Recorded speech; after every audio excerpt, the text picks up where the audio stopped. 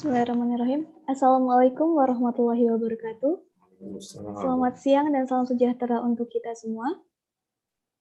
Bapak dan Ibu yang kami hormati, kami ucapkan selamat datang pada acara Tarhib Ramadan DKM Halim, Kantor Pengawasan dan Pelayanan Bea dan Cukai Tipe Madya BNA Jakarta, dengan tema Ramadan Terindah Istiqomah Ibadah Muamalah di Tengah Wabah. Sebelum kita memulai acara pada siang hari ini, izinkan saya, Pipit Indira Hajaryanti, untuk memandu dan membacakan tata tertib pada acara Tarhib Ramadan siang hari ini. 1. Pada saat acara berlangsung, semua mikrofon peserta akan dibisukan demi menjaga ketertiban. 2. Para peserta dihimbau untuk mengaktifkan video pada saat acara berlangsung dan menggunakan virtual background yang telah disediakan oleh panitia. 3. Peserta akan diberikan waktu untuk berdiskusi atau bertanya setelah pembicara menyampaikan materi melalui kolom chat atau fitur raise hand pada aplikasi Zoom. Bapak dan Ibu yang berbahagia, karena waktu telah menunjukkan pukul 12:37 waktu Indonesia bagian Barat, tanpa berlama-lama lagi, acara Tarhib Ramadan akan kami mulai. Bismillahirrahmanirrahim. Assalamualaikum warahmatullahi wabarakatuh. Alhamdulillahirabbil alamin. Wassalatu wassalamu ala asrofil anbiya'i wal mursalin wa ala alihi wa ashabihi ajma'in. Rabbi shrah li sadri wa yassir li amri wahlul 'uqdatam min lisani yafqahu qawli. Amma ba'du. Selamat siang dan selamat datang kepada Bapak dan Ibu dalam acara Tarhib Ramadan DKM Halim, Kantor Pengawasan dan Pelayanan Bea dan Cukai Tipe Madya BNA Jakarta, dengan tema Ramadan Terindah Istiqomah Ibadah Muamalah di Tengah Wabah. Puji syukur kita panjatkan kehadirat Allah Subhanahu wa Ta'ala yang telah melimpahkan rahmat, taufik, hidayah, dan inayahnya kepada kita semua, sehingga pada siang hari ini kita dapat berkumpul bersama di ruang Zoom meeting walaupun masih dalam keadaan pandemi. Tidak lupa sholawat dan salam kita junjungkan kepada Nabi besar Muhammad SAW beserta keluarga dan para sahabatnya. Mudah-mudahan kita semua mendapatkan syafaatnya pula di yaumul akhir nanti. Amin, amin, Allahumma amin. Yang terhormat Kepala Kantor Pengawasan dan Pelayanan Bea dan Cukai Tipe Madya BNA Jakarta, Bapak Untung Purwoko. Yang kami hormati Bapak dan Ibu pejabat eselon 4 dan pejabat fungsional pemeriksa bea dan cukai di lingkungan KPPBC Tipe Madya BNA Jakarta. Yang kami hormati pemateri Tarhib siang hari ini, Ustadz Dr. Daud Irsyad. Mohon izin, Ustadz Dr. Daud Rashid, serta yang kami banggakan Bapak dan Ibu peserta Tarhib Ramadan siang hari ini. Sebelum memulai acara Tarhib Ramadan, marilah kita bersama mendengarkan lantunan ayat suci Al-Quran beserta terjemahnya yang akan dilantunkan oleh Bapak Dani dan juga Saudara Asep. Kepada Bapak Dani dan Saudara Asep, kami silakan.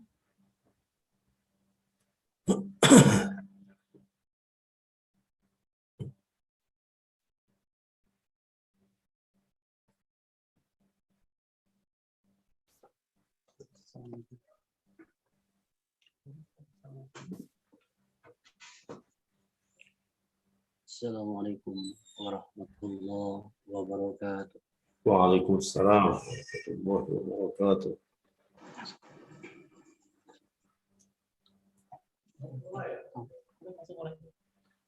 A'udzu billahi minasy syaithanir rajim. Bismillahirrahmanirrahim. Ya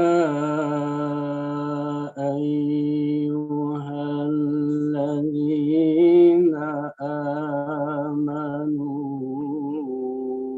kutiba alaikumus siyam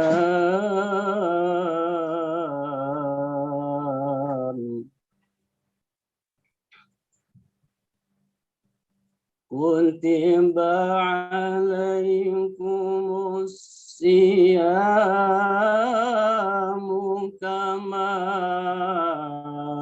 kuntum كتب على الذين من قبل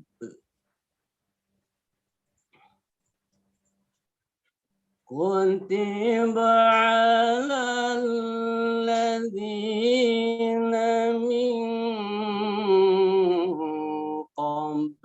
قبلكم لعلكم تتقون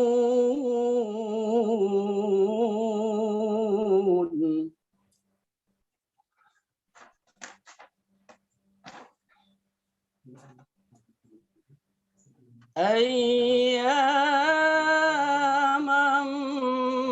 معدودات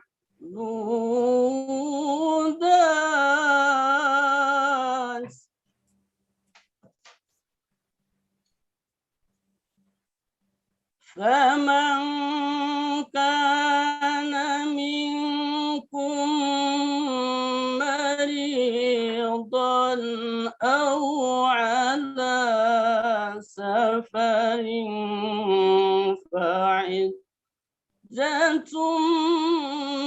من أيام أخر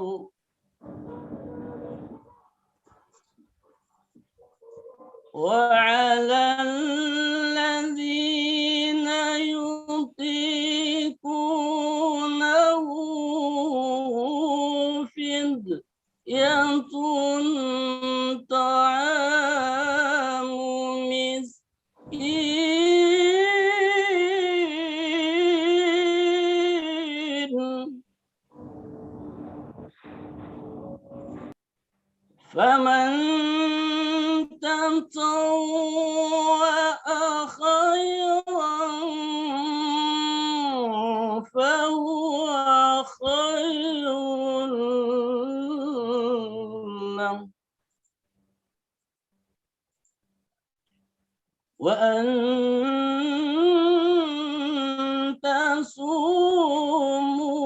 تصوموا خير لكم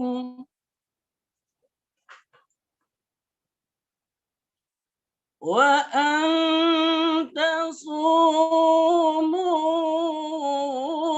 خير لكم إن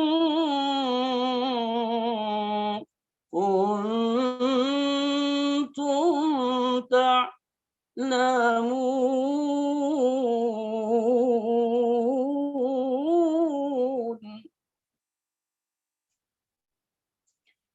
وأن تصوموا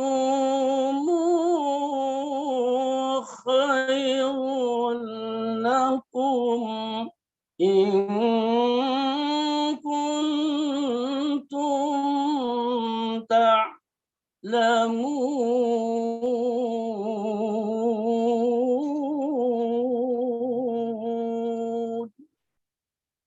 صدق الله العظيم.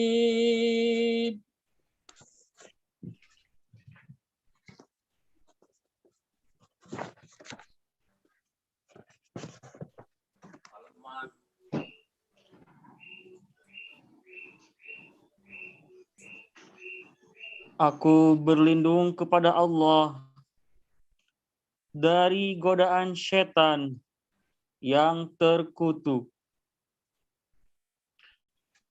Dengan menyebut nama Allah yang Maha Pengasih lagi Maha Penyayang. Hai orang-orang yang beriman, diwajibkan atas kamu berpuasa sebagaimana diwajibkan atas orang-orang sebelum kamu agar kamu bertakwa, yaitu dalam beberapa hari yang tertentu.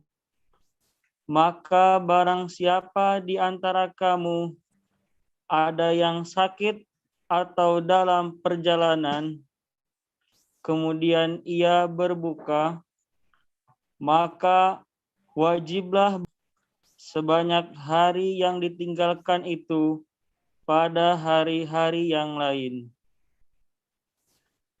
Dan wajib bagi orang-orang yang berat menjalankannya jika mereka tidak berpuasa membayar fidyah, yaitu memberi makan seorang miskin. Barang siapa yang dengan kerelaan hati mengerjakan kebajikan, maka itulah yang lebih baik baginya. Dan berpuasa lebih baik bagimu jika kamu mengetahui. Maha benar Allah dengan segala firman-Nya. Wassalamualaikum warahmatullahi wabarakatuh. Waalaikumsalam warahmatullahi wabarakatuh. Terima kasih. Bapak dan Ibu yang berbahagia, memasuki acara selanjutnya ialah sambutan Kepala Kantor Pengawasan dan Pelayanan Bea dan Cukai Tipe Madya Pabean A Jakarta. Kepada Bapak Untung Purwoko, kami silakan. Terima kasih, Pipit. Ya, Pak. Bismillahirrahmanirrahim. Assalamualaikum warahmatullahi wabarakatuh. Waalaikumsalam warahmatullahi wabarakatuh. Yang sangat saya hormati Ustadz Dr. Daud Rashid MA, serta saudara-saudara sekalian, Bapak Ibu, dan hadirin hadirat yang berbahagia. Pertama-tama, marilah kita panjatkan puji syukur kehadirat Allah Subhanahu wa Ta'ala atas berkat rahmat dan hidayahnya, dan juga telah melimpahkan kesehatan dan kesempatan kepada kita, sehingga pada siang hari ini kita bisa berkumpul semua dalam satu ruangan di sini ada dalam Zoom meeting, yaitu sebagai sarana untuk melaksanakan kegiatan pembinaan amal, mental, pegawai, dan pengajian tartib Ramadan 1442 Hijriah. Salawat dan salam senantiasa kita limpahkan pada junjungan Nabi kita Muhammad SAW yang telah mengeluarkan manusia dari gelap gulita kekafiran menuju cahaya kebenaran yang terang benderang, yaitu agama Islam. Saudara-saudara sekalian, Bapak, Ibu, dan hadirin hadirat yang saya hormati, terutama kepada Ustadz kita, Bapak Dr. Daud Rashid MA, kami sangat berterima kasih atas kehadirannya dan berkenan dalam majelis ini, dan insya Allah beliau nanti akan memberikan mayazul hasanah kepada kita semua untuk menyambut bulan Ramadan 1442 Hijriah dengan mengambil tema Ramadan terindah, istiqomah ibadah muamalah di tengah wabah. Selanjutnya, kami juga menyampaikan rasa terima kasih yang sebesar-besarnya kepada hadirin dan hadirat yang dimuliakan Allah Subhanahu wa Ta'ala, bahwa bisa hadir dalam acara ini yang diadakan oleh DKM Al-Halim, Kantor Pengawasan dan Pelayanan Bea Cukai Jakarta. Semoga kegiatan kita ini dicatat oleh Allah Subhanahu wa Ta'ala sebagai amal salih. Amin ya Rabbil Alamin. Bapak, Ibu, hadirin hadirat yang saya hormati, tidak panjang lebar, marilah kita sama-sama dengarkan apa yang disampaikan oleh Ustadz kita pada siang hari ini.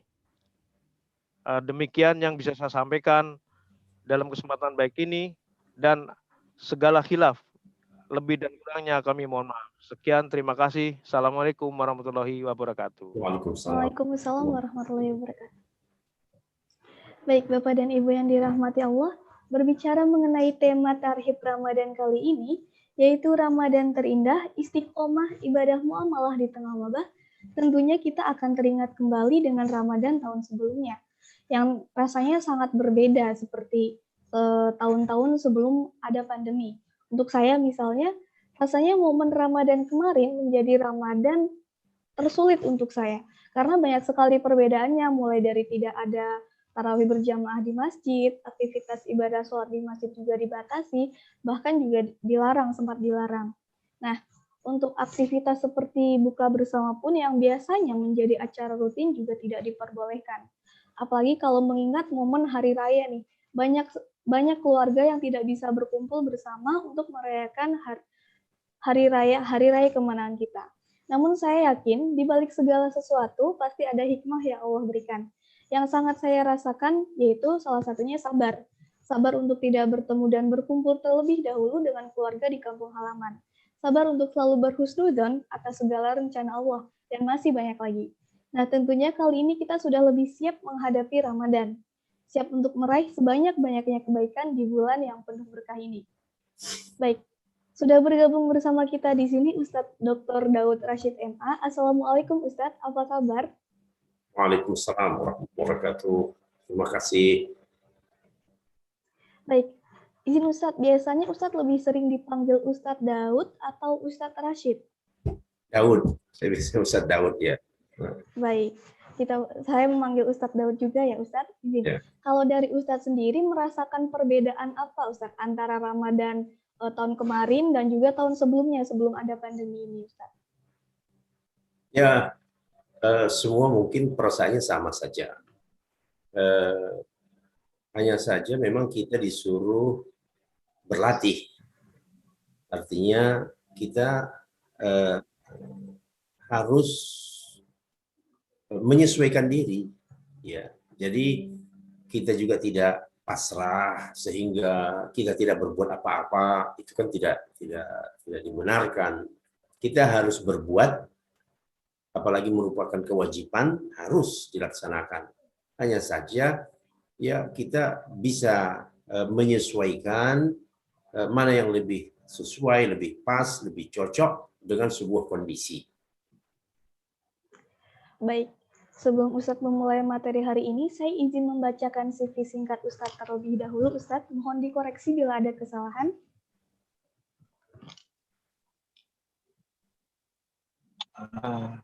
Ya. Ustadz Daud lahir di Tanjung Balai, Sumatera Utara, 3 Desember 1962, beliau adalah pakar hadis, politik Islam, syariah, dan fikih, dan merupakan alumni Cairo University, Mesir. Ustadz Daud menyelesaikan sekolah menengah atas di SMA Negeri Tanjung Balai pada tahun 1980, dan melanjutkan studinya di Fakultas Syariah IAIN Medan dan Fakultas Hukum Universitas Sumatera Utara pada tahun 1980 hingga 1983. Pada tahun 1984 hingga 1987, beliau menempuh pendidikan di Fakultas Syariah and Law Universitas Al-Azhar Mesir dan melanjutkan program S2 dalam bidang syariah Fakultas Darul Ulum Cairo University Mesir pada tahun 1987 hingga 1990. Dan pada tahun 1994 hingga 1996, Ustadz Daud menyelesaikan program doktoral dalam bidang syariah di Cairo University. Ustadz Daud aktif mengisi seminar dan ceramah baik dalam negeri maupun luar negeri. Beliau juga aktif menulis di berbagai media massa, serta mengisi acara kajian keislaman di berbagai stasiun televisi.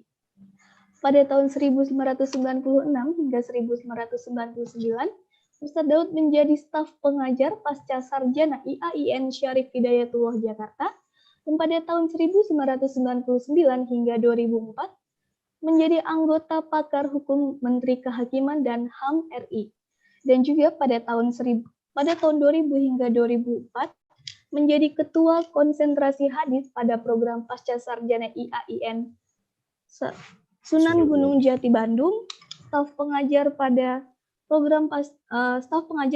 Fakultas Syariah UIN Sunan Gunung Jati Bandung, staf pengajar pada pasca sarjana Universitas Indonesia Pusat Kajian Timur Tengah dan Islam, dan menjadi anggota Dewan Syariah Nasional MUI Pusat serta anggota Komisi Fatwa Majelis Ulama Indonesia Pusat. Beberapa karya ilmiah beliau antara lain Pembaharuan Islam dan Orientalisme dalam Sorotan, Islam dan Reformasi, Islam dalam Berbagai Dimensi, Indahnya Syariat Islam, Metode Riset Islami, Bank Tanpa Bunga, Ghazwul Fikri dalam Sorotan, dan Fitnah Kubro.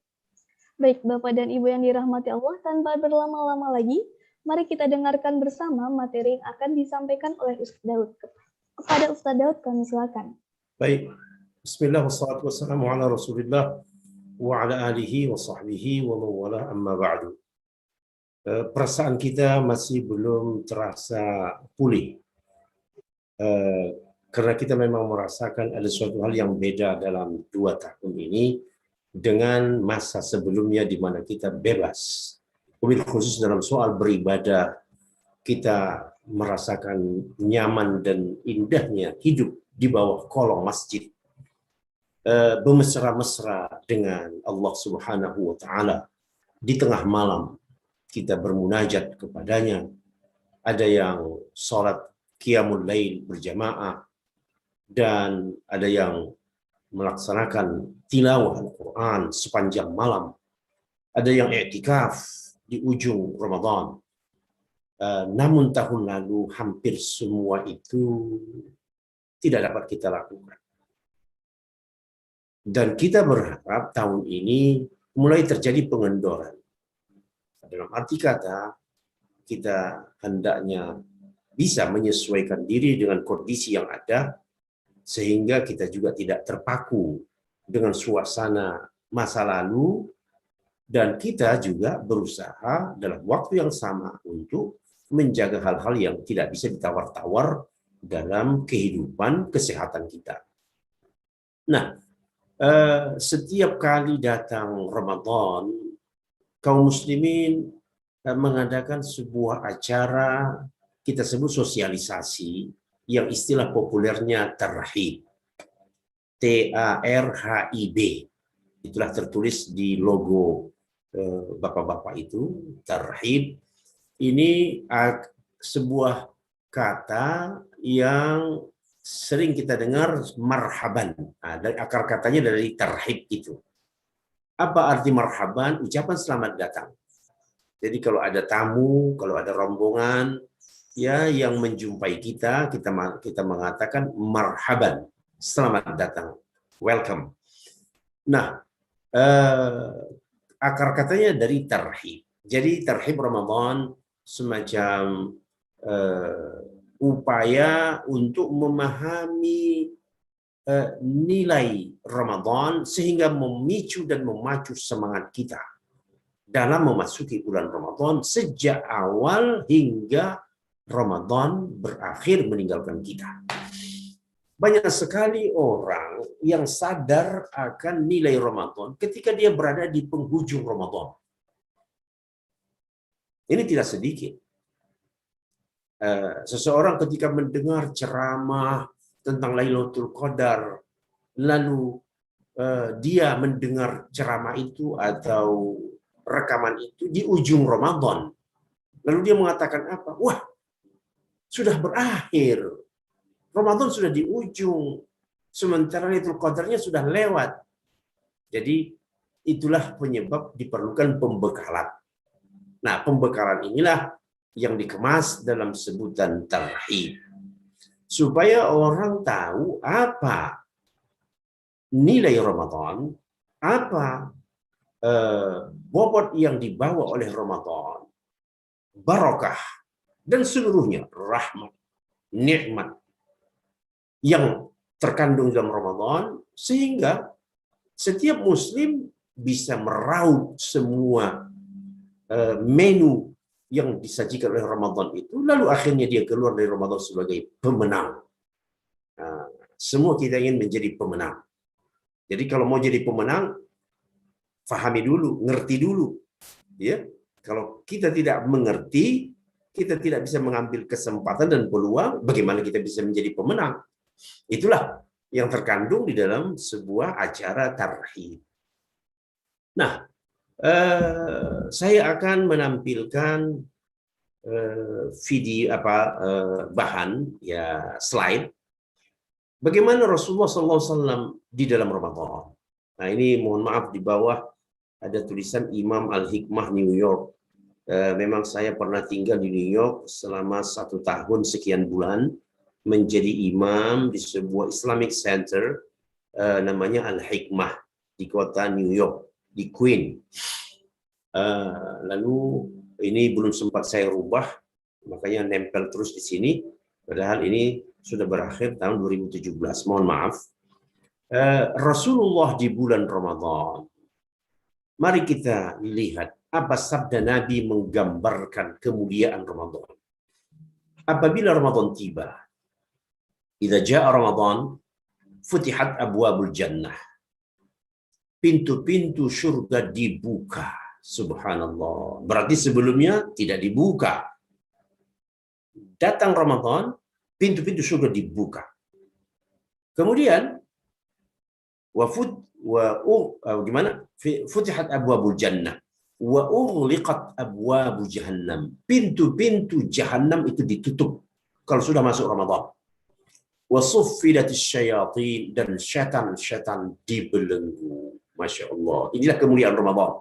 Artinya kondisi ini tidak ada pada bulan di luar Ramadan.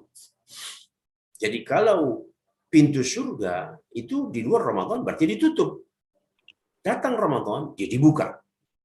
Nanti berakhir Ramadan, dia ditutup kembali. Kenapa dia dibuka pada bulan Ramadan? Menghormati Ramadan. Nah, dari sini saja kita sudah paham. Jadi sesuatu yang sangat dimuliakan. Ramadan itu bulan paling mulia.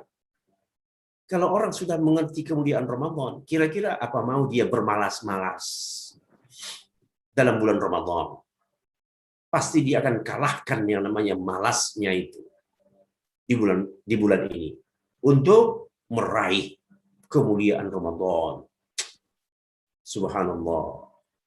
Memang kita ini sering telat informasi. Baru tahu kemuliaan Ramadan sesudah lewat satu Ramadan. Tahun berikutnya begitu lagi. Tahun berikutnya begitu lagi. Sehingga akhirnya pada tahun terakhir kita ada di dunia, kita menyesal. Kenapa aku tidak memanfaatkan Ramadan? Sekian kali Ramadan lewat dalam hidupku, tetapi tidak ada yang bermakna, tidak ada yang berarti dari Ramadan itu. Nah, inilah penyesalan nanti di akhir zaman. Nah, jadi kita lihat di sini ada yang mungkin menyentak setan-setan dibelenggu.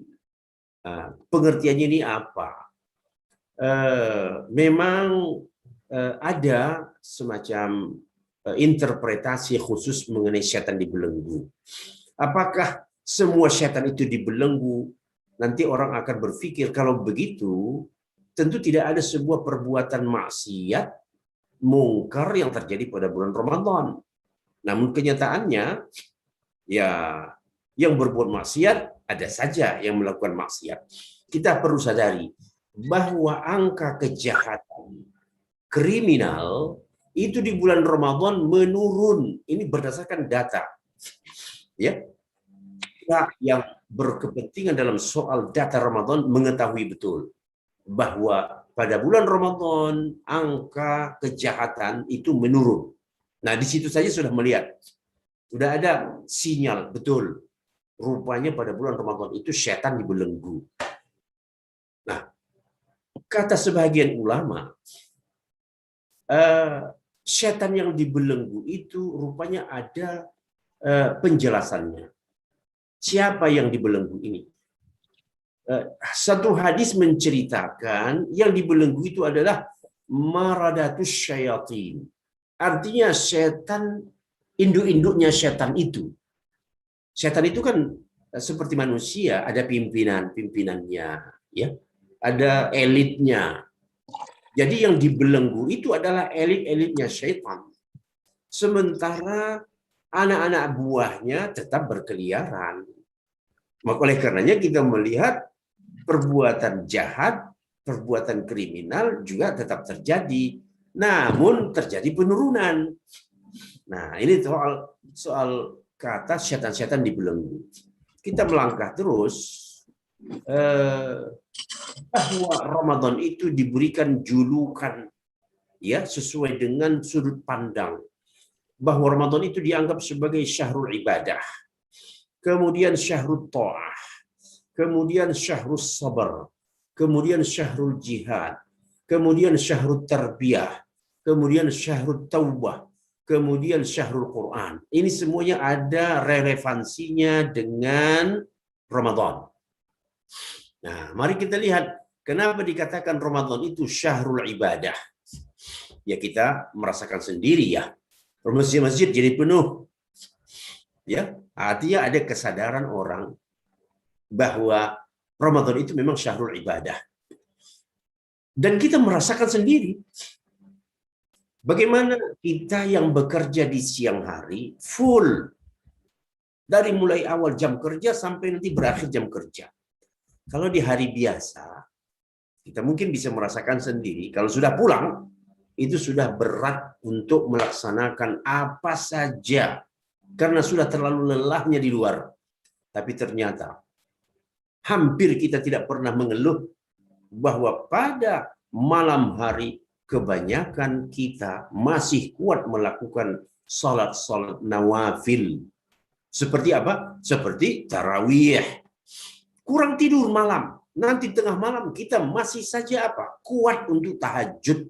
Qiyamul Lail bulan Ramadan. Nah, ini menandakan indikasi kuat bahwa memang Ramadan itu adalah syahrul ibadah. Ada semangat yang luar biasa pada diri setiap muslim untuk meningkatkan frekuensi dan intensitas ibadah. Nah, lebih-lebih lagi nanti kalau itu terjadi pada 10 hari yang terakhir. Subhanallah. Masih mungkin terngiang dalam pikiran kita kalau kita melihat channel ya televisi ya artinya saluran dari Arab Saudi, Makkah, Madinah, bagaimana pada 10 malam terakhir seperti siang.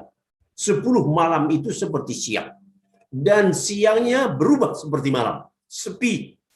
Nah, hampir kegiatan tidak ada. Mulai nanti kegiatan itu sore menjelang ya setelah asar. Nah, jadi ini memang menunjukkan bahwa Ramadan benar dijiwai sebagai bulan ibadah. Banyak hadis yang terkait dengan Ramadan ini sebagai bulan ibadah, kan begitu ya? Rasulullah SAW orang yang paling pemurah pada bulan-bulan biasa. Tetapi pada bulan Ramadan ia lebih pemurah lagi. Nah, kenapa? Karena merasakan beda berinfak di hari biasa dengan di hari Ramadan. Kemudian begitu juga Rasulullah pernah bersabda, wahai orang-orang yang berniat berbuat baik, ayo jangan kamu tunda-tunda niat baikmu. Laksanakan segera. Sebaliknya, hai orang-orang yang berniat buruk, ayo batalkan segera niatmu. Jangan kau mulai. Niat jahatmu itu jangan kamu mulai. Ini bulan Ramadan. Nah, kemudian begitu juga sering Ramadan ini diberi julukan syahrul ta'ah. Ya, arti kata taat kan ketaatan. Ya, ketaatan itu artinya kepatuhan, ketundukan. Ya, kita tunduk kepada siapa? Kepada Allah Ta'ala. Apakah kita hanya tunduk dan taat itu pada 1 bulan saja? Oh tidak. Tapi latihannya pada bulan Ramadan. Jadi kalau orang berlatih untuk taat pada bulan Ramadan, memang itu bisa diharapkan ketaatan itu berlanjut sampai setelah bulan Ramadan. Bukti ketaatan itu apa? Nah, kita disuruh menahan lapar, menahan haus, menahan hawa nafsu. Mau patuh nggak? Patuh. Setiap orang merasa terpanggil untuk patuh. Dia lapar tetapi dia tidak tertarik untuk makan. Dia haus tetapi dia tidak tertarik untuk minum. Kenapa? Karena taat. Kepatuhannya kepada Allah Ta'ala. Karena dia mendengar, wahai orang beriman, diwajibkan kepada kamu untuk berpuasa. Dan puasa itu rukunnya tidak makan, tidak minum, dan tidak mengikuti hawa nafsu syahwat. Nah, jadi itu terukur, lihat ya ketaatan itu. Kemudian begitu juga orang pada bulan Ramadan cenderung meninggalkan maksiat, kecuali memang sudah dicap hatinya. Ya, kalau orang-orang yang sudah dicap hatinya ini ya tidak peduli mau Ramadan tidak Ramadan, maksiat jalan terus. Ya, penyimpangan jalan terus di bulan Ramadan. Tentu itu adalah orang-orang yang tidak ya, artinya yang sudah dicap hatinya. Kemudian syahrus sabar. Ramadan itu adalah bulan membina kesabaran. Masya Allah. Jadi kondisi kita sekarang yang tidak bisa bebas, kita harus menyikapinya juga dengan sabar. Ya. Jadi puasa mendidik kita untuk sabar. Kita sabar lapar, sabar haus. Dalam keadaan capek, kita disuruh untuk beribadah, ya, qiyamul lail malam, kita sabar melakukannya. Kita tidak give up, ya, tidak menyerah. Waduh, saya sampai di sini aja dah, sudah nggak kuat. Oh tidak, sabar. Jadi sabar beribadah, sabar menahan hawa nafsu, sabar bekerja mencari nafkah. Apakah ada alasan, oh saya tidak bisa mengantor, saya tidak bisa berdagang, saya tidak bisa mencari nafkah untuk 1 bulan lamanya karena saya berpuasa? Oh tidak, hampir tidak ada orang melakukan itu. Jadi dia tetap bekerja, sabar dalam bertarung menghadapi keadaan untuk mencari nafkahnya. Baik, begitu juga dari sisi pendidikan. Ramadan ini dikatakan bulan pembinaan. Nah, tarbiyah itu artinya bisa pendidikan ataupun pembinaan. Syahrut tarbiyah. Apa yang dibina? Nah, biasanya yang dibina ini terdiri dari 3 hal. Yang pertama, ruhiyah. Ruh ini sesuatu yang tak kelihatan. Tetapi dia memiliki keadaan mirip dengan fisik. Ruh ada kalanya lapar, ada kalanya haus, ada kalanya kenyang, ada kalanya puas, ada kalanya nikmat, ada kalanya menderita, itu ruh. Nah, jadi konsumsi ruh itu apa? Konsumsi ruh itu ibadah. Jadi oleh karenanya kita selama bulan Ramadan ini mengenyangkan unsur ruhiyah kita. Masya Allah. Dengan mengingat Allah, beribadah, banyak sholat, banyak tilawah, kemudian banyak berinfak. Ini artinya kita apa? Sedang mengenyangkan, memberi konsumsi kepada ruh kita. Karena selama 11 bulan, mungkin ya sholat tetap sholat, tetapi kadang-kadang tidak maksimal sholat kita, ibadah kita tidak maksimal. Jadi ibaratnya makan itu ya makan adanya seadanya aja. Nah, lalu pada bulan Ramadan ini dah betul-betul dipuas-puaskan ini ruh ini untuk ya menikmati keperluannya. Kemudian begitu juga bahwa membina mental dengan membentuk kepribadian yang jujur. Nah, ingat nih, ada pelajaran yang terkandung dalam Ramadan. Pembinaan mental. Pembinaan mental ini terwujud dari apa? Terwujud dalam bentuk kejujuran. Lingkungan kita kadang-kadang tidak mendukung untuk jujur. Tetapi dengan Ramadan, kita dididik untuk jujur. Maukah kamu berbohong di bulan Ramadan pada saat engkau sedang mensucikan jiwamu, mentalmu? Maukah engkau mengotorinya? Tentu tidak. Maukah engkau mengotori jiwamu dengan mengabaikan amanah, merusak amanah? Oh tidak. Begitu juga dengan sikap istiqomah, rendah hati, pemurah, penyayang, ya, tegar menghadapi tantangan. Ini semuanya mental nih. Ini semuanya adalah kaitannya dengan mental. Jadi selama Ramadan itu dilakukan pelatihan, ya, terhadap sikap mental, mendidik supaya amanah, jujur, istiqomah, ya. Istiqomah ini artinya apa? Konsisten, tidak tergantung angin, ya. Kalau pimpinannya ketat, oh saya ikut ketat. Kalau pimpinannya longgar-longgar, oh saya juga ikut longgar-longgar. Itu tidak istiqomah namanya.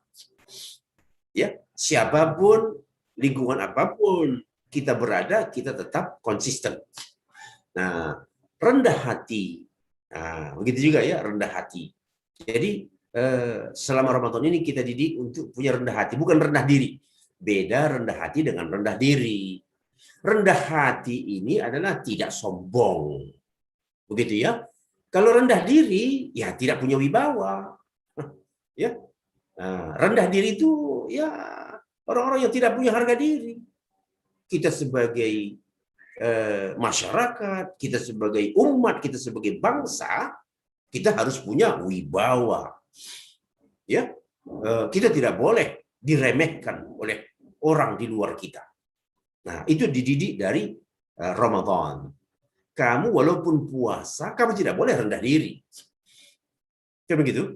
Ya, saya tidak makan, tidak minum, tetapi kekuatan saya bisa melebihi orang yang makan dan minum. Nah, ya. Jadi ini kaitannya juga nanti pada tegar menghadapi tantangan. Begitu. Tantangan begitu hebat, tetapi bisa dilalui. Anda bisa bayangkan seorang kalau tidak niat berpuasa, lalu tidak sarapan pagi, apa yang terjadi kira-kira? Ya, mulai kan masuk angin, perut kembung, mulai nasi ke kepala. Tetapi pada bulan Ramadan tidak makan jelas, tapi niat puasa. Namun dalam menghadapi tantangan pekerjaan biasa saja. Bahkan kadang-kadang bisa lebih dahsyat, ya, kita melakukan loncatan pekerjaan, produktivitas ketika kita berpuasa. Ada apa? Nah, inilah dia rahasia Ramadan. Kemudian begitu juga orang yang berpuasa itu pemalu, dan begitu juga etikanya meningkat, beradab. Ya, beradab. Orang Ramadan itu beradab karena dia dididik untuk beradab. Nah, Ramadan juga sering dikaitkan dengan taubat, betul. Itu sama sekali tidak keliru. Bahwa inilah peluang untuk bertaubat. Allah membuka pintu taubatnya. Jangan sampai Ramadan lewat, orang tidak bertaubat. Kasihan. Peluangmu sudah lewat. Na'udzubillah min dzalik. Walaupun kesempatan bertaubat tidak hanya pada Ramadan, ya. Ini harus jadi pengetahuan umum. Jangan ada sebuah pikiran, oh saya mau bertaubat tapi menunggu bulan Ramadan. Itu keliru besar. Karena tidak ada jaminan kalau umurmu sampai kepada Ramadan. Jadi bertaubat itu setiap waktu, setiap hari dalam tempo 24 jam seseorang bebas terbuka untuk bertaubat. Tapi kalau bulan Ramadan pun tidak juga dimanfaatkan untuk bertaubat, ini sudah keterlaluan. Ya, ini sudah keterlaluan. Kemudian ada sebuah istilah yang populer juga di dalam literatur Islam bahwa Ramadan itu adalah bulan jihad, bulan perang. Kenapa? Karena dulu sejarah membuktikan bahwa Rasulullah dan para sahabat pada bulan Ramadan itu dipaksa harus berhadapan dengan perang. Tetapi hasilnya seperti apa? Justru tak terbayangkan. Hasilnya gemilang. Kemenangan dalam pertempuran. Ya, siapa saja yang membaca literatur, ya, kita di dalam Islam ini dari kecil sering mendengar kata-kata Badar. Bahkan sampai ada namanya sholawat Badar di kalangan Nahdiyin, saudara-saudara kita orang NU, ada yang namanya sholawat Badar. Saking populernya itu istilah Badar. Ya, secara umum Badar, ya, adalah nama peristiwa gemilang, peristiwa agung, di mana kaum muslimin pertama kali puasa dihadapkan pada perang di bulan Ramadan. Kaum muslimin tidak siap perang pada saat itu. Tetapi dia dipaksa oleh kaum musyrikin untuk perang. Karena kalau tidak dihadapi, eksistensi akan habis. Lalu Rasulullah memimpin pasukan untuk perang pada bulan Ramadan itu di suatu wilayah yang namanya Badar antara Makkah dan Madinah. Apa yang terjadi? Pasukan kaum musyrikin Quraisy tunggang langgang, yang mati banyak, yang kabur banyak, harta mereka menjadi rampasan perang ya oleh kaum muslimin. Kemudian begitu juga ada peristiwa di dalam hidup Nabi namanya pembukaan kota Makkah. Kota Makkah yang selama sekian puluh tahun dikuasai oleh kaum Quraisy, tetapi pada bulan Ramadan tahun 10 Hijrah, yang terjadi apa? Rasulullah merebut kembali kota Makkah. Luar biasa. Nah, Allah memerintahkan Nabi-Nya untuk harus mengambil alih kota Makkah. Karena di Makkah itu ada yang namanya Ka'bah, tempat kaum muslimin bersujud. Kemudian sejarah berikutnya juga mengikuti bagaimana kaum muslimin bisa memenangkan pertempuran melawan Imperium Persia yang terkenal dengan Perang Qadisiyah. Nah, lalu juga melawan tentara Tatar. Pada masa itu kaum muslimin dipimpin oleh Raja Qutus dari Mesir. Nah, lalu kemudian Al-Quran juga turun pada bulan Ramadan. Sehingga sering-sering kita mendengar Ramadan syahrul Quran, Ramadan syahrul Quran. Artinya apa? Ramadan itu adalah bulannya Al-Quran. Bulan di mana diturunkannya Al-Quran. Nah, ini begitu banyak ayat-ayat suci Al-Quran ya. Inna anzalnahu fi lailatul qadar. Kami menurunkan Quran itu pada malam Lailatul Qadar. Itu Qadar itu adalah pada bulan Ramadan. Jadi bulan Ramadan adalah bulan yang dalam diturunkan Al-Quran. Kemudian Al-Quran itu petunjuk bagi umat manusia. Sebenarnya umat manusia bukan hanya kaum muslimin, tetapi yang memperpegangi Al-Quran hanya kaum muslimin, sehingga mereka lah yang akan mendapatkan petunjuk. Kemudian begitu juga Al-Quran itu keterangan dari petunjuk dan pemisah antara kebenaran dan kebatilan. Kemudian pada bulan Ramadan Rasulullah memeriksakan bacaannya kepada Jibril. Jibril tiap hari datang kepada Nabi Muhammad SAW untuk memeriksakan bacaan Nabi terhadap Al-Quran. Begitulah hebatnya Ramadan. Di luar Ramadan tidak seperti itu. Tidak tiap malam Jibril turun. Nah, kemudian para imam-imam mengkhatamkan Al-Quran berkali-kali dalam sehari selama Ramadan. Kemudian selanjutnya produk unggulan Ramadan, Lailatul Qadar.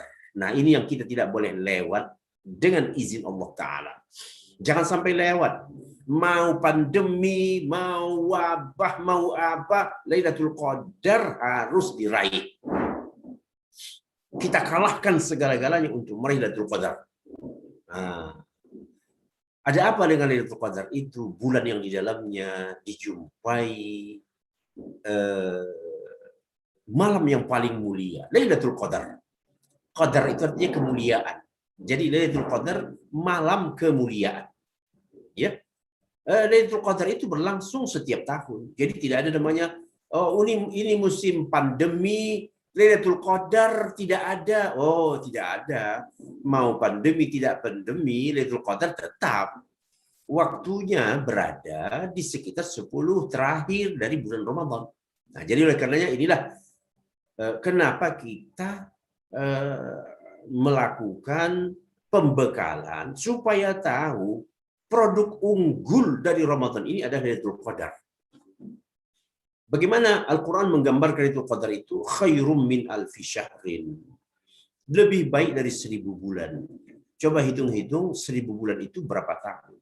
Lebih dari 83 tahun. Kata Allah, yang mendapatkan malam Lailatul Qadar lebih baik, bahasanya lebih baik, bukan sama, ya, bukan sama, tetapi lebih baik. Lebih baik. Artinya apa? Satu kali pada Lailatul Qadar lebih baik daripada beribadah 1000 bulan. Jadi siapa yang tidak terpacu mendengarkan Lailatul Qadar, wah, itu adalah orang yang mungkin na'udzubillah hatinya telah dicap. Lalu apa ibadah yang disunnahkan pada 10 terakhir itu? Rasulullah melakukan i'tikaf, ya, berdiam di masjid, beribadah, mengurung diri. Dan ini adalah kebiasaan seluruh umat Muhammad seluruh dunia. Nah, jadi inilah barangkali kemudian di ujung Ramadan itu kita mengeluarkan zakat fitrah. Atau begitu juga sebahagian mengeluarkan zakat harta. Namun zakat harta ini tidak terkait dengan Ramadan. Yang terkait dengan Ramadan itu adalah zakat fitrah. Zakat harta kapan saja kalau sudah jatuh tempo dia harus dikeluarkan. Nah, seseorang yang memiliki harta kekayaan mungkin berupa tanah pertanian, mungkin berupa ya artinya harta-harta yang produktif yang menghasilkan, maka itu semua wajib dikeluarkan zakatnya ya sekali dalam setahun, jumlahnya 2,5%, dan itu tidak terlalu terkait dengan Ramadan. Karena bisa saja seorang mulai usahanya di luar bulan Ramadan, maka ketika jatuh tempo 1 tahun, maka wajib dia mengeluarkan zakat mal.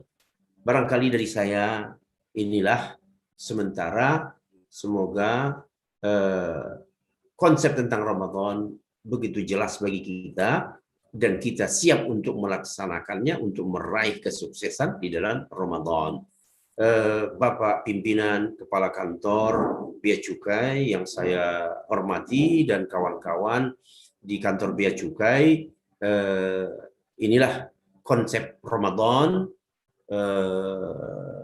apa yang harus kita ketahui dari bulan Ramadan. Sekali lagi, mari punya tekad untuk meraih semaksimal mungkin bonus yang diberikan oleh Ramadan kepada umat Muhammad SAW. Terima kasih.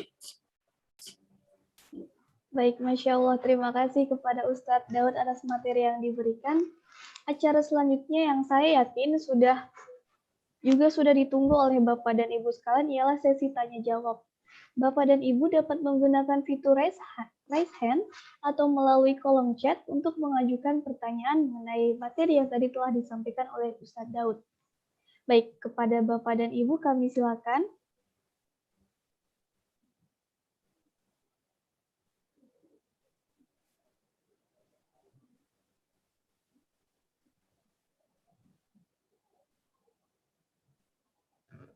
Baik, Ustadz, sambil menunggu Bapak dan Ibu yang mungkin sedang menyiapkan pertanyaan, saya tadi sedikit bertanya-tanya nih Ustadz nih, mengenai tentang malam Lailatul Qadar ya Ustadz ya. Nah, tadi kan disebutkan bahwa untuk ibadah-ibadah yang bisa dilakukan seperti iktikaf dan lain sebagainya. Nah, kalau untuk para wanita atau misalnya istri sendiri itu bagaimana Ustadz? Maksudnya kan kita juga harus ada izin dari suami ya Ustadz untuk misalnya iktikaf di masjid atau gimana, atau adakah ibadah-ibadah yang bisa dilakukan oleh ibu-ibu atau wanita yang di rumah gitu Ustadz? Baik, hukum aslinya untuk wanita iktikaf itu di rumah, bukan di luar rumah. Nah, itu sunnahnya, hukum aslinya iktikaf itu di rumah. Pada masa-masa yang lalu banyak wanita muslimah iktikaf di masjid. Ini hanya dorongan psikologi saja, ya. Melihat orang ramai ke masjid, ya artinya acara di masjid juga cukup menggairahkan, begitu ya. Lalu tidak terkecuali kaum muslimat datang ke masjid, sahur bersama, baca Quran di sana. Ini lebih kepada unsur sosialnya, pergaulan. Tapi secara ajaran perempuan itu ibadahnya secara umum adalah di rumah. Nah, bahkan istri-istri Nabi pun iktikafnya memang di rumah. Lalu diajarkan oleh Rasulullah doa yang tidak putus-putusnya dibaca, Allahumma innaka afuwun tuhibbul afwa fa'fu anni. Ya, untuk sendiri ya. Kalau kita sendiri, Allahumma innaka afuwun tuhibbul afwa fa'fu anni. Ya Allah, Engkau apa maaf dan menyukai kemaafan. Allah itu kan Maha Pemaaf dan suka memaafkan. Ya, kalau Allah tidak maafkan, waduh, luar biasa, isi neraka. Sedangkan Allah Maha Pemaaf saja orang tidak mau minta maaf. Ya. Fa'fu anni, maka maafkanlah aku ya Allah. Nah, jadi kalau orang meminta maaf, apalagi di bulan Ramadan, Masya Allah, Allah itu sangat suka. Nah, jadi kembali kepada pertanyaan bahwa ibadah kaum muslimat wanita, apakah itu tarawih ataupun i'tikaf, itu aslinya memang di rumah. Karena ini bisa juga kita pahami karena pekerjaan wanita banyak terkait dengan rumah, ya, mungkin menyiapkan makanan, kemudian membereskan rumah, kemudian anak-anak, ya. Jadi Islam secara umum tidak membebani wanita untuk beribadah di luar rumah, karena kantor utamanya itu ada di dalam rumah. Terima kasih. Baik, terima kasih Ustadz atas jawaban yang diberikan. Baik, di kolom chat sudah ada beberapa pertanyaan Ustadz. Untuk yang pertama dari Pak Fuad Mufti, dan mohon izin karena mic-nya tidak, audionya sedang tidak bisa, saya izin membacakan pertanyaannya Ustadz. Pertanyaannya adalah, Ustadz, dengan kondisi pandemi sekarang, di mana masjid dibatasi kegiatannya, bagaimana untuk dapat tetap mendapatkan keutamaan iktikaf di 10 hari terakhir Ramadan nantinya? Kayaknya ini ada, oh iya, ini mulai pertanyaan ini ya. Siap. Di mana masih dibatasi kegiatannya, bagaimana untuk dapat tetap mendapat keutamaan iktikaf. Nah, di sini ya kita mencari dulu apakah ada masjid yang membuka dirinya untuk orang yang iktikaf dengan aturan-aturan, dengan pembatasan. Nah, kan begitu ya. Pembatasan tetap dilakukan, tetapi masjidnya tetap buka. Kalau ada, maka kita hadir di sana.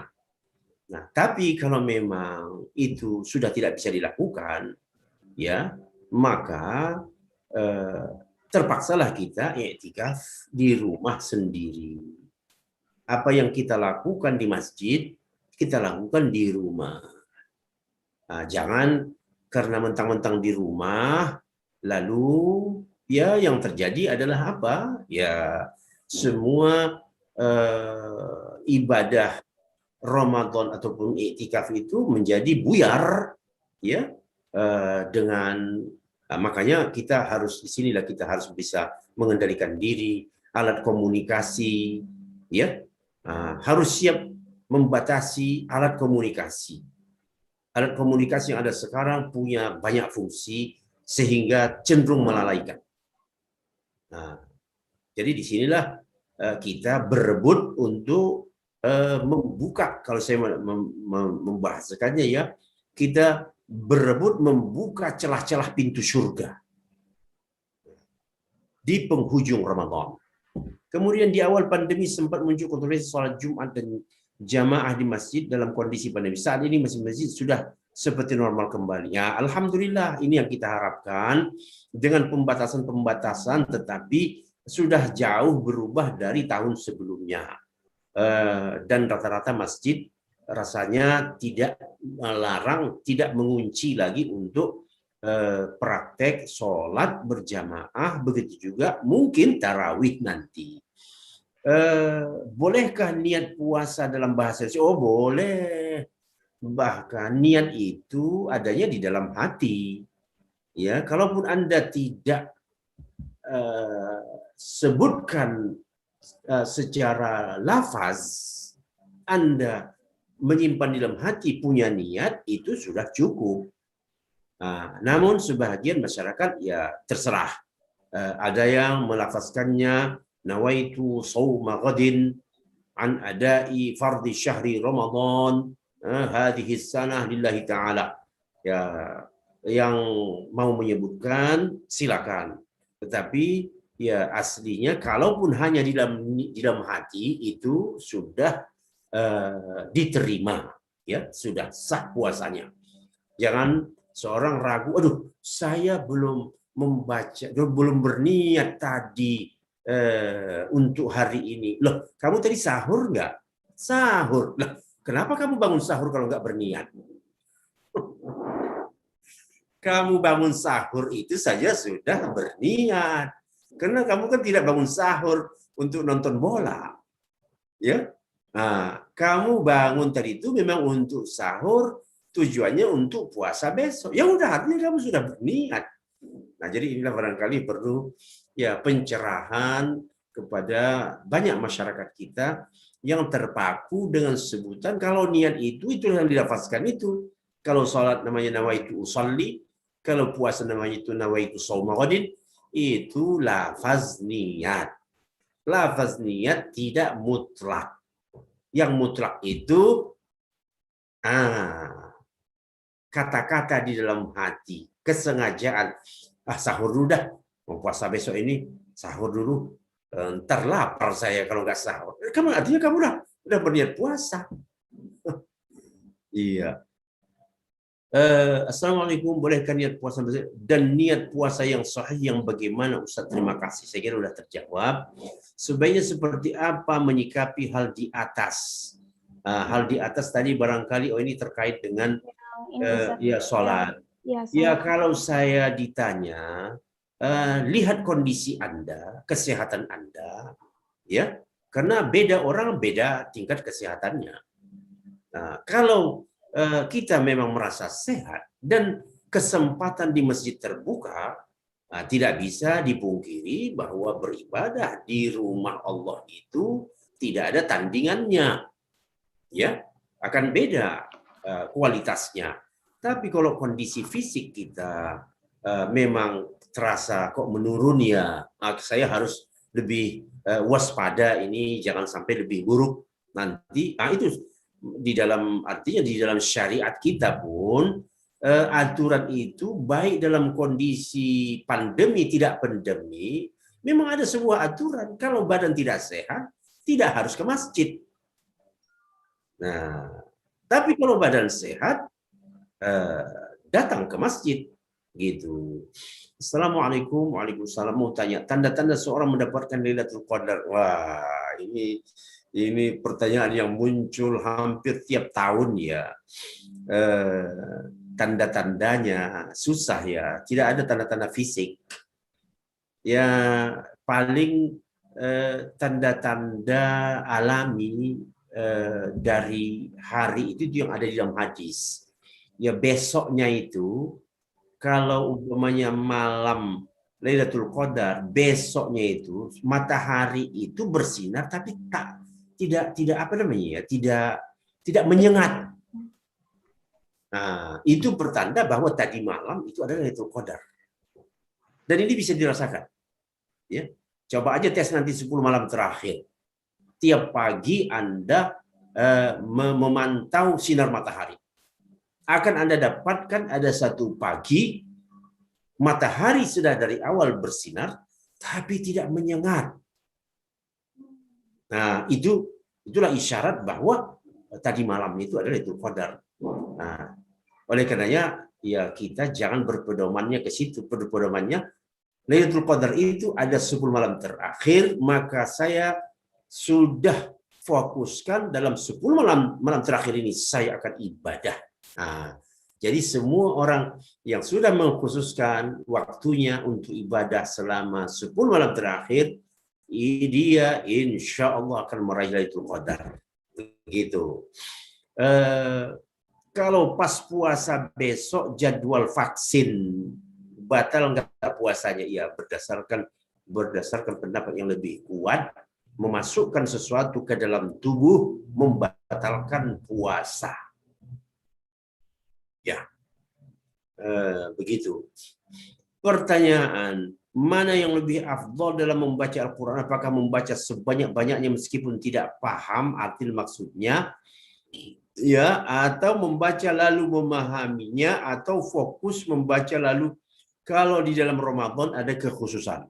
Kekhususannya apa? Khatamkan. Nah, di luar Ramadan baru Anda punya program. Di luar Ramadan punya program, saya mau khusus surah Al-Maidah. ya, dalam satu, katakan saja dalam satu pekan ini saya mau memahami suratul Maidah. Itu di luar Ramadan, oke. Nah, tapi di dalam Ramadan fokusnya mengkhatamkan. Bagaimana supaya khatam? Faham nggak faham itu nanti setelah Ramadan baru kita bicarakan gitu. Nah, ya. Jadi memang kita berebut untuk khatam di dalam bulan Ramadan. Malam apa yang utama yang perlu dilaksanakan dalam rangka menghidupkan 10 malam? Yang utama itu adalah 10 malam terakhir. Nah, ya, ini jawaban saya. Malam apa yang utama? Nah, yang utama itu adalah 10 malam terakhir. Jangan tanya lagi malam apa. Jadi 10 malam itu kita hadir, ya, dalam beribadah dengan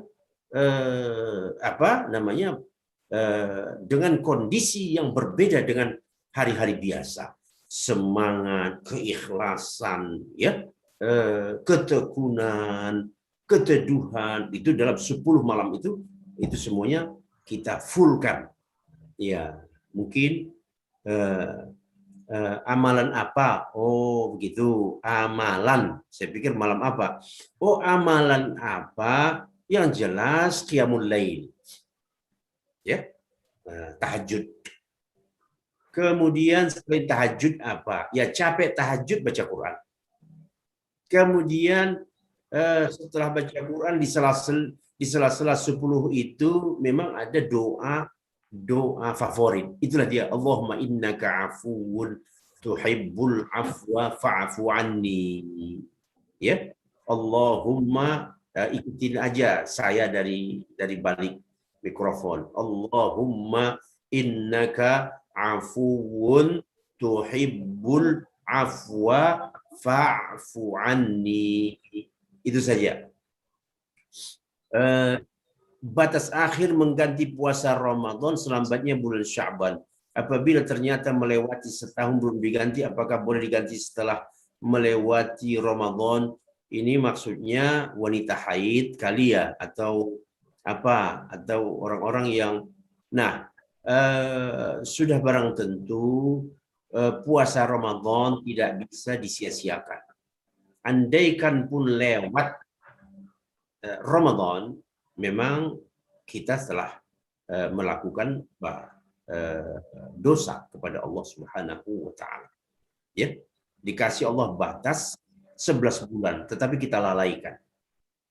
Nah, jadi bagaimana saya sebagai seorang perempuan umpamanya puasa gantinya belum habis, ya tetap nanti setelah Ramadan dibayar lagi.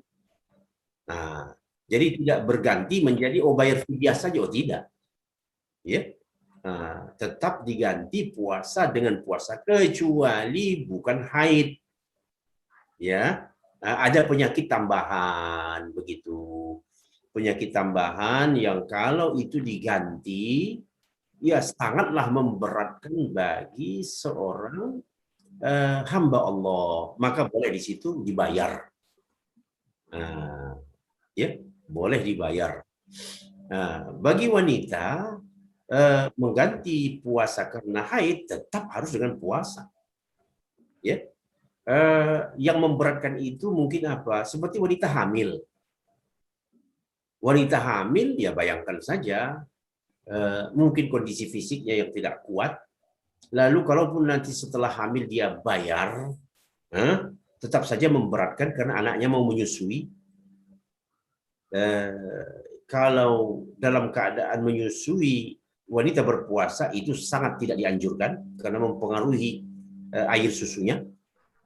Makanya untuk wanita yang nifas ya memang dibolehkan membayar fidyah. Begitu juga wanita hamil boleh membayar fidyah karena penggantian akan sangat memberatkan dan bisa berpengaruh pada bayi. Adapun haid, nggak bisa kalau semua wanita mau membayar fidyah dengan haid, wah repot. Yang bebas itu hanya sholat. Sholat memang tidak perlu diganti, tapi kalau puasa wajib diganti. Jadi ini saya pikir ya belum diganti. Apakah boleh diganti setelah? Ya memang harus diganti juga pada setelah Ramadan. Terkait perjalanan dengan pesawat dari Papua ke Jakarta saat puasa, mana jam puasa yang kita pakai? Nah, waktu kita puasa, memulai puasa pada saat kita take off. Pada waktu kita sampai berbuka, kita mengikuti jadwal di mana kita berada. Mungkin untung 1 jam, 2 jam, mungkin rugi sejam, 2 jam. Nah, kalau terbangnya ke arah timur, berbukanya akan lebih cepat. Nah, tapi kalau terbangnya ke arah barat, Anda sedikit perlu apa? Yang paling terasa itu kalau pergi umroh. Kalau hanya pergi dari Irian ke Jakarta, ini tak seberapa jumlahnya. Tapi kalau sudah pergi umroh, ya terbang ke arah dunia Arab, luar biasa. Perbedaannya itu sampai 4 jam, 5 jam kita harus menambah jam puasa. Tapi itu belum apa-apa kalau Anda membayangkan orang-orang yang tinggal di daerah yang ada musim dingin, musim panasnya. Saya mengalami itu beberapa tahun. Ya. Tahun 2000 sampai sekarang pun, sekarang ini bulan Ramadan itu masih terhitung musim panas ya di daerah Amerika, Kanada. Jadi puasa musim panas itu saya rasakan 17 jam. Setiap hari. Bisa membayangkan 17 jam setiap hari. Tetapi kaum muslimin sampai kepada anak-anak, ya, waktu kita berbuka, ya saya tanya, ini anak-anak ini kan ya baru belajar puasa gitu. Kamu puasa nggak? Puasa, I'm fasting. Ya, Masya Allah. Berapa jam? Ya, 17 hours. Ya Allah. Bukan orang tua, ini anak-anak. Nah, tapi alhamdulillah itu dia tadi. Karena niat itu menambah semangat. Beda dengan orang tidak berniat. Orang tidak berniat, tidak sarapan pagi, itu bisa berkunang-kunang kepalanya. Iya. Nah, jadi inilah barangkali. Jadi untuk wanita hamil dan menyusui cukup dengan membayar fidyah aja ya. Nah, begini, ada tidak perlu ganti puasa lagi karena saya pernah dengar tetap harus diganti puasanya walaupun sudah membayar fidyah. Oh tidak. Yang ada detailnya begini. Untuk wanita hamil, bedakan dulu wanita hamil dan menyusui. Wanita menyusui tidak ada perbedaan. Cukup dengan membayar fidyah. Tidak ada yang namanya ganti puasa. Untuk wanita hamil, kondisi wanita itu beda-beda. Ada yang kuat berpuasa dalam keadaan hamil. Fisik kuat. Lalu mungkin pertanyaan begini, apakah ada pengaruh kondisi ibu berpuasa terhadap janin yang dikandungnya? Secara medis tidak berpengaruh.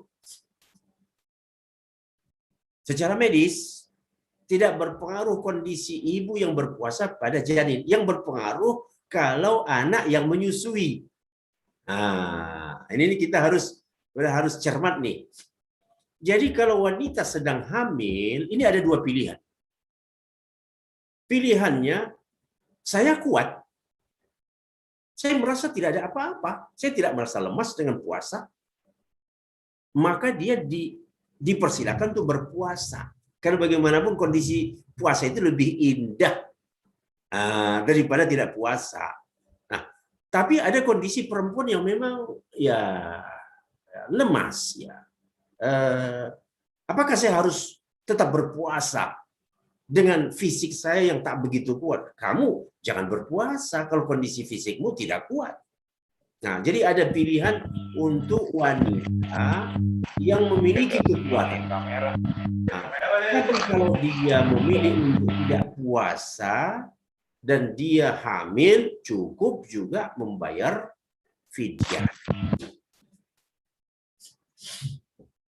Karena saya secara pribadi, keluarga pernah mengalami ini,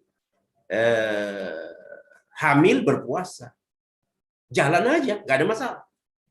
Jadi kalau ada sebagian orang meragukan, nah itu nanti kan berpengaruh pada janinnya. Tidak benar. Tidak benar. Nah, bahwa kondisi ibu berpuasa, janin yang di dalam perut bukan makan, tidak terpengaruh dengan kondisi ibu yang berpuasa. Karena ibu berpuasa, oh janinnya tidak makannya, oh tidak. Cadangan makanan ibu itu sudah ada dikasih Allah. Nah, jadi persoalannya bagi wanita yang berpuasa kuat atau tidak kuatnya, begitu. Namun sebagian orang ya udah dah, kan namanya lagi hamil, ya itu terserah, itu ya itu namanya orang-orang yang gampang menyerah, itu ya terserah saja. Tapi pilihan tetap ada.